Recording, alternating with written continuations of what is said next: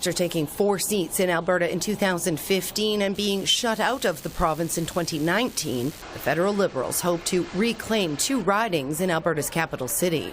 Well, what's happening, the Liberals are looking at Edmonton Centre and Edmonton Mill Woods. Those 2 went Liberal in 2015. They lost them both in 2019.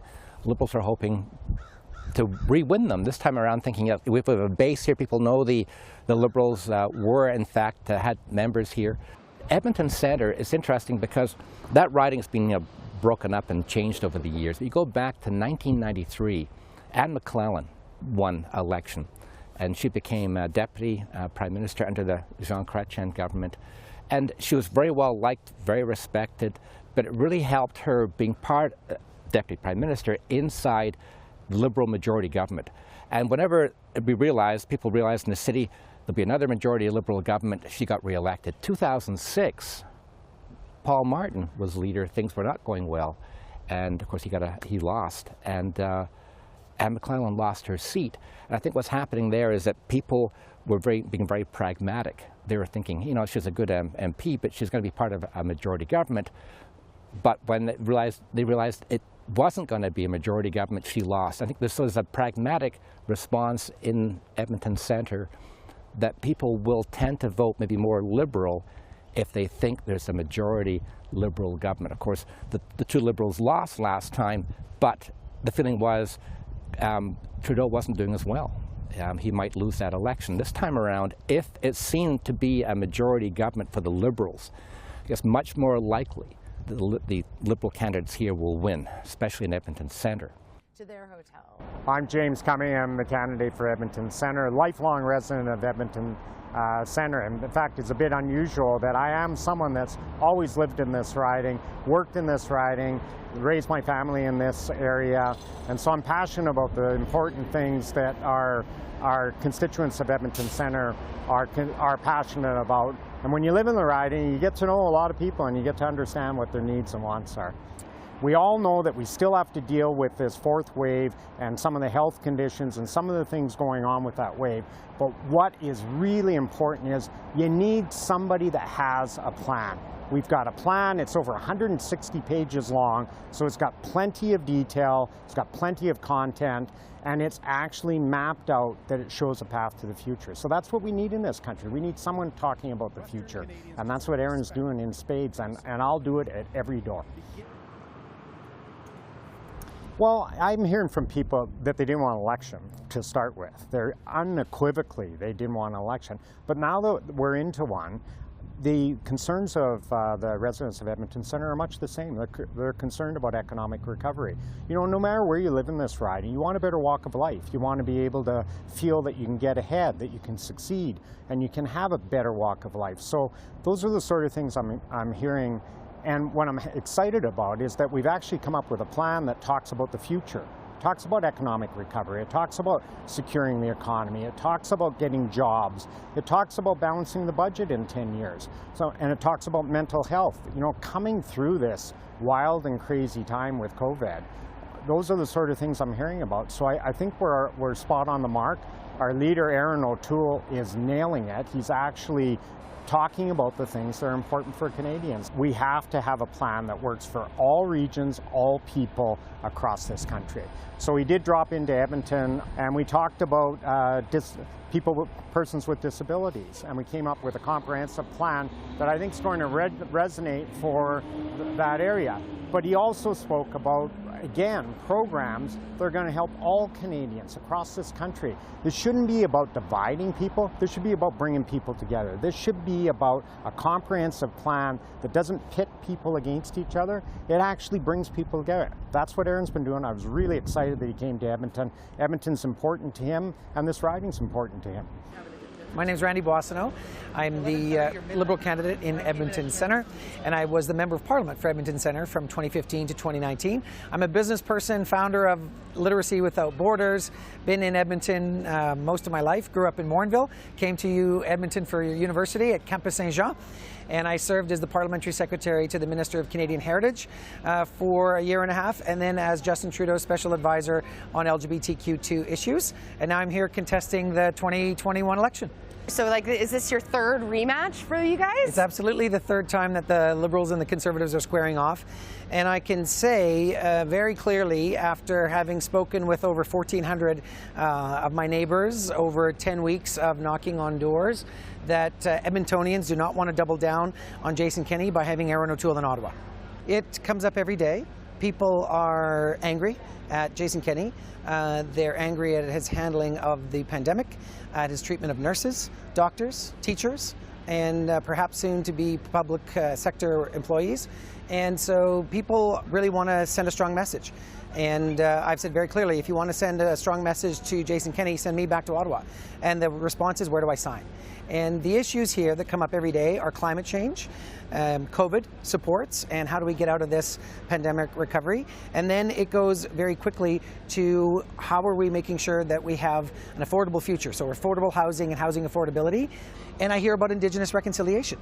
We have a high population of urban Indigenous here, one of the highest in the Prairie West. We have a great Métis population here, Inuit population, and people want to know what the strategy is for reconciliation. And so we talk about ending the boil water advisories and getting the long-term boil water advisories in Alberta done, and making sure that we have family and child service reunification programs like Treaty 8 has set up here, and making sure that we follow through on the commitment of the $321 million that we've given to First Nations to make sure that they can identify unmarked graves and literally connect the names of the people in those graves so that they can get to the spirit world. You know that there are a lot of people who are not thrilled that the Liberals bothered to do this at all.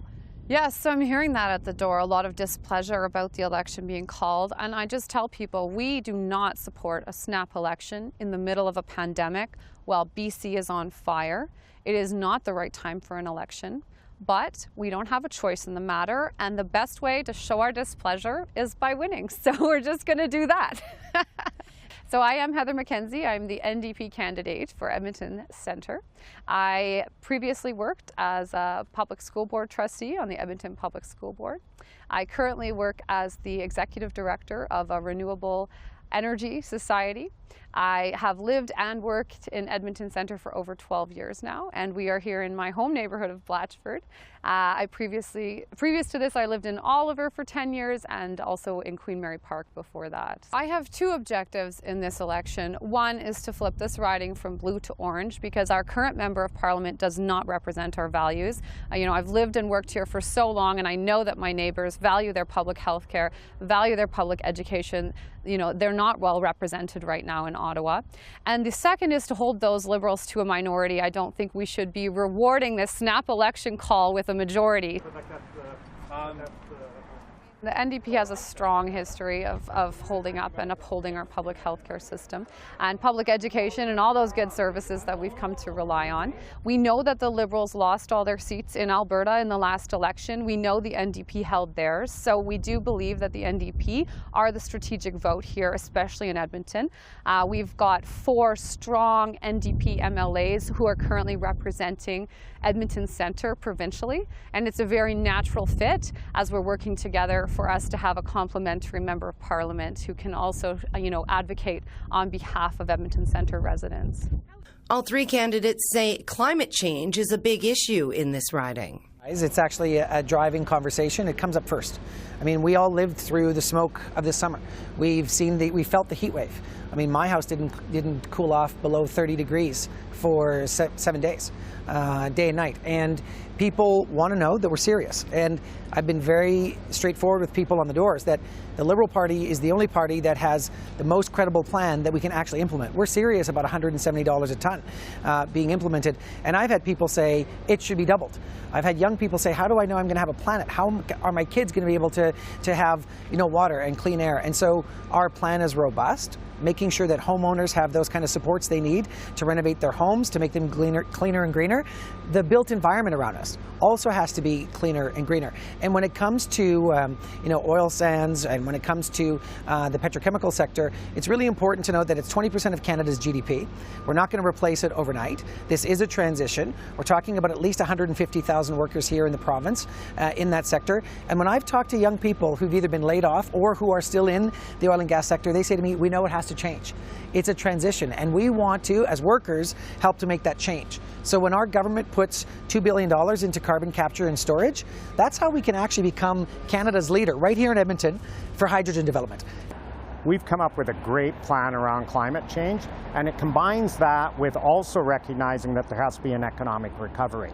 And so Erin's been quite emphatic about, listen, we still are going to have a natural resource sector, which is important to Alberta, so let's respect that. Let's make it stronger, let's make it cleaner, and let's look at other alternatives as well at the same time. So the example of small modular reactors, which have great potential and could be working along with some of the conventional industries to try and bring those emissions down.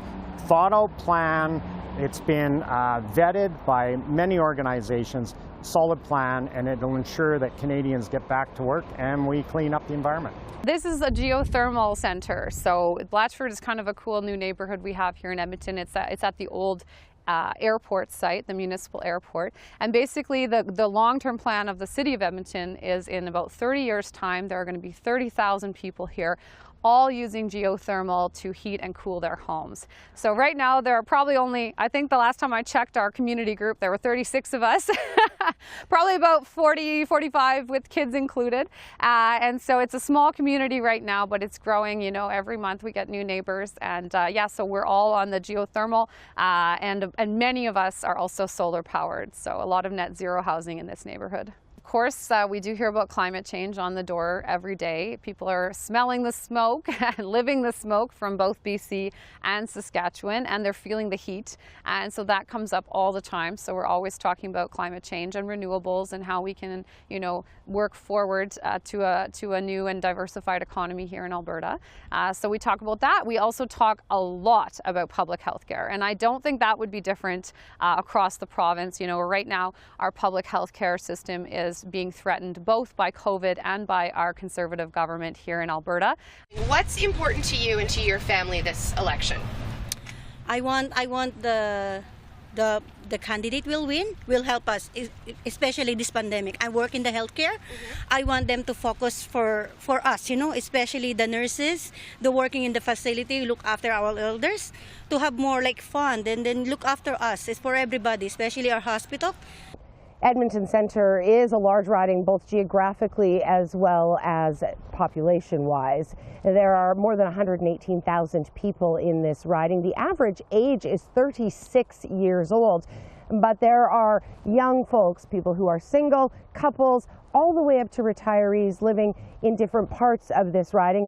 These are neighborhoods where they have had mature schools that were actually under threat of closure before I went onto the school board, and we actually imposed a school closure moratorium and would not permit any further closure of those schools. Super important, because after David Shepherd and we ended the discrimination against children in housing in Alberta, what we've seen is a huge influx of children into the core, into Edmonton Center. Those schools are super full now, and thank goodness we didn't close them because we absolutely need every one of them. So we've got lots of young families, new families in the core. We have seniors, we have people that are voting for the first time. It's also a very multiculturally diverse riding. People from every corner of the world make up their home here in Edmonton Center. And one of my priorities is to combat racism and discrimination. It's been really tough. It's been tough on families. It's been tough on small businesses. We've seen increase in homelessness. A lot of that has to do with the economic condition. You know, I've had so many calls, particularly from people running their own small businesses, and how difficult it's been. And they just want to get back to work. You know, they appreciate the government and some of the programs that did happen, and we actually critiqued some of the programs to make sure that they're more accessible. But what do they really want to do? They want to get their lives back. They want to get back to work. Getting back to work goes hand in hand with affordable, accessible childcare for many who live in Edmonton Center. I go to houses, they see me coming with the red button or the red literature, and they say, Randy, we're with you. How soon to $10 a day childcare? And I say, well, we have to negotiate with Kenny. And we will, if you send me to Ottawa, I would love to be at the negotiating table to make sure that you and your family can literally have more disposable income by having $10 a day childcare in place. So the Liberals have been talking about daycare for over 10 years, and they haven't been able to deliver on it. So we've come up with a plan that as soon as the election's over and we're in government, that plan will come into effect. So that's a big difference from the Liberals, who are still saying, okay, we're working on a plan. Quebec got the deal that the federal government rejected for Alberta. So we have a question for Prime Minister Trudeau. Why is it that Quebec parents and kids are more important to your government than Alberta parents and kids?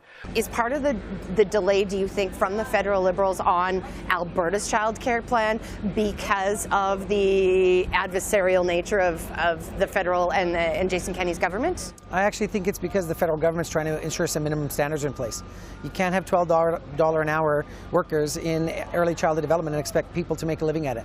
And we have to make sure that there's proper accreditation and regular review of the quality. You can't just have a license in place and have a childcare out in an industrial park just because you think that's a good idea. There have to be some standards, there have to be some minimum wage standards, there have to be some quality standards and regular review, and make sure that the providers are actually providing quality early childhood. And so I think that could be behind the scenes, but every night, every afternoon on the doors, people ask me, how soon can we get to $10 a day childcare here in Alberta? We believe that parents are in the best position to make a choice on daycare. That's what our program's about. I have complete respect that parents can make that choice, and that's what they should be able to do. And that's what our plan's all about, giving them that choice and creating that flexibility. A lot of people are on shift work. So it's not your conventional daycare where it's 8 to 5. Like a lot of people work on shift work. What about the rural areas in a province where they may not have the same level of access? So those are the things that are important for Albertans to make sure that we have this access. In Alberta, when voters do look for a more progressive MP, they tend to vote for a federal Liberal over an NDP, especially in Edmonton. And in Edmonton Centre, that could have some impact because there is a Conservative, an NDP, and a Liberal candidate. However, so far in Edmonton Mill Woods, it's a two-way race between the Conservatives and the Liberals. So the Liberals are hoping, the NDP is badly enough organized that they can't get their act together to field somebody, and that actually will help them. If you had no NDP in this riding, which I can't see, that they will parachute somebody in, that will really help the Liberals. But again, you have the vote splitting, and you have a history here where the Liberals have won and they're hoping to re-win. Amarjeet Sohi, interestingly enough, he won in 2015, became a cabinet minister under Trudeau. But Sohi is not running federally, he is running to be mayor of Edmonton. So that was interesting, the fact that he decided, this year, do I go back into federal politics and what else do I do? He decided, no, I'm going to try and run to become mayor of Edmonton. That's sort of telling that maybe he thought he couldn't win re-election in Edmonton Mill Woods. Tim Uppal, Member of Parliament here in Edmonton Mill Woods since 2019. I've got 3 little kids, my wife and I, and really enjoying representing kind of the constituency where I grew up. It's diverse. It's one that we have an older part of Mill Woods, and we also have the newer part that is just building and still being built and built and is still expanding. So I think we have a little bit of everything here, and we have a little bit of everyone here too. We have all these different types of restaurants and different people that have come from all over the world and are living in Mill Woods with lots of young families, which is great to see. So I really think that this this riding here is a good representative of Canada itself. And so that brings forward a lot of different types of unique issues. As a member of parliament, we deal with a lot of immigration. We deal with a lot of people who are having difficulty working with the government on trying to get their CERB payment or other government benefits. So so this is a riding that you have to be very hands-on, and so we've been working really hard to do that. You do run into people that say, well, what does it matter, right? And there's so many people that are so upset, and I can't even say the words that they use to describe Justin Trudeau and what he's done to this province. And so that frustration is there, and you just have to remind them that, you have to support us so that we can beat them, that we can get rid of them. And so many times when I talk to people at the doors, it's like, well, you help me get rid of Justin Trudeau. And that's what they, right away, they're like, yes, I'm going to be there for you. And so that's the engaging part. And then they'll talk to you about what Justin Trudeau has done to this province, but how that's affected their family. Ben Henderson, here in Edmonton Mill Woods. My background has been city council. I've been on city council here in Edmonton for 14 years.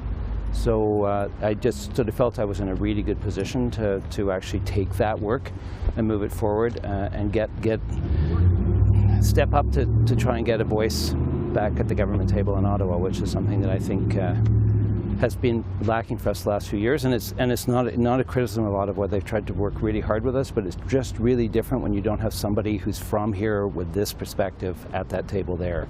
I think the number one thing is not a surprise. We know with COVID, people are really, really grateful for the support that they got in the last year. The next thing, though, now is getting people back to work, getting people back into their jobs and rebuilding what our economy is here. It's interesting, it's shifted and changed a little bit from, I think, where we were a couple of years ago, because the worries about climate change, the recognition that probably, the old version of this province, running the clock backward is no longer really an option. I think people truly understand that. So they're really excited about the possibility of what it looks like next and rebuilding our economy here. So it's not just jobs for the short term, it's actually what the jobs look like for the long term in Edmonton and in Mill Woods. It's a wonderfully diverse riding. It's one of the things I love about Mill Woods. It is probably the diversest area we have in the city. And it's happily diverse. It's a community that I think is a real epitome of everything that makes Edmonton special. It is lots of young families. The other thing that's going over really, really well here is the $10 a day childcare. And because it means a lot to people here. It's about getting their kids good childcare, the availability of good childcare. It's about not breaking the bank to do it. It's having it there to begin with, because I think that's been one of the problems. It hasn't always been available. So it helps the kids do what they need to do to develop properly and healthily. It helps the parents be able to afford it, and that has big bonus as well for our economy. When you talk to businesses, the businesses that we're going to right now, and others across the riding, you talk to them and they're saying, we want to expand. We have opportunities. We want to expand, but we can't find people. And so they can't find employees. And yet you talk to people and they're having trouble, some of them making ends meet, or at least getting back to where they were pre-COVID. And so what we're saying is that we want to bring back 1 million jobs that we've lost and right across the country. And that will help in Edmonton Mill Woods, where we're going to work with the employers and say, hey, we will help you. We will pay 50% of your the employee cost for the first 6 months. So we want to work with employers to help to hire more people, but also to be able to help for them to expand their businesses. Behind the scene mo ko, okay lang, pa-picture po ng behind the scene. The only challenges during the first few phases of the COVID is the staffing, because being the busiest food truck that I am, I need a number of staff inside the truck. Like I need 5 people inside the truck. But because of COVID before, I only had like 3. And lastly, you're here in Mill Woods today, right? Yes. Mill Woods? Yeah. This is actually my busiest spot, to be honest. What I was telling you earlier, if it's not raining, the lineup here is crazy. It goes up until the washroom over there.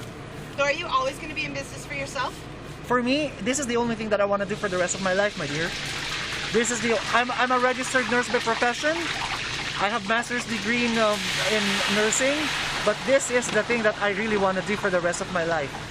People that are saying that they just feel left behind as Albertans, that Justin Trudeau hasn't paid attention to Alberta. If anything, he's actually hurt us, especially economically, where even before the pandemic, when they brought in C-69, it's hurt the industry here. And that industry, it's not only the people that work there directly, but indirectly too. Like, the hotel area, our restaurants, and so many other industries depend on having a good, strong natural resources industry. And so many people work there, and they have good paying jobs. And when Justin Trudeau hurts that industry, it hurts everyone. And that, frankly, it hurts all across Canada, because when Alberta does well, we're actually, as Albertans, we're proud to help out. But when we're not doing well, and then that hurts people. And so in Edmonton Mill Woods, that's the number one thing, is getting back to good, strong paying jobs. And we have a good, strong plan to do that. Do you feel like the Liberal machine in Ottawa really does feel like we've got to do better in Alberta, and like Alberta has something to contribute to that voice in Ottawa? Absolutely. I mean, we have been a really key economic engine of the this economy, and I think the Liberals really do truly understand it. I think they've understood that all the way along. I think there were a number of things 2 years ago that got in the way of what I think was always truly a commitment to here. I have no doubt about that, and I think that commitment is recognizing that, the taps are not going to turn off overnight here, and I think that was people's real fear. But they recognize that I think in the long term we have to diversify here, we have to do something different. And then they need help doing that. They really want help doing that.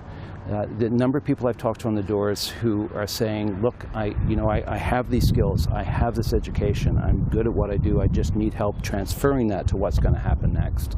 And so much of what the Liberal Party platform is about allowing exactly that to happen. We need to make investments in what happens next, in Mill Woods, in this city, in this province. It's about the next version. It's about moving forward. What's important to me right now is that we have a very strong economy. The economy is top of mind for every demographic in this diverse riding.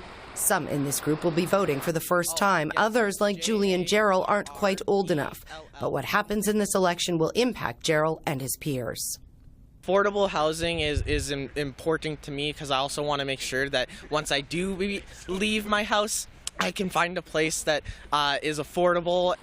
The polls continue to change daily, and right now, the gap between Erin O'Toole's Conservatives and Justin Trudeau's Liberal Party is narrowing.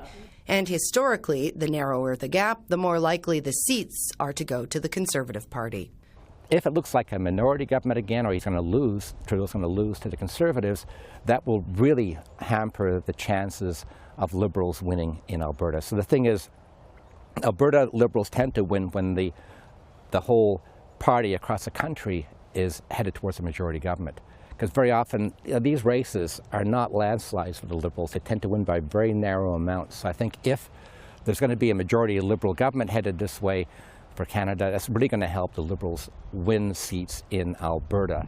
If it's a nail-biter federally, that's really going to cause a problem for the Liberals getting elected in Alberta. For CPAC, I'm Elissa Carpenter in Edmonton.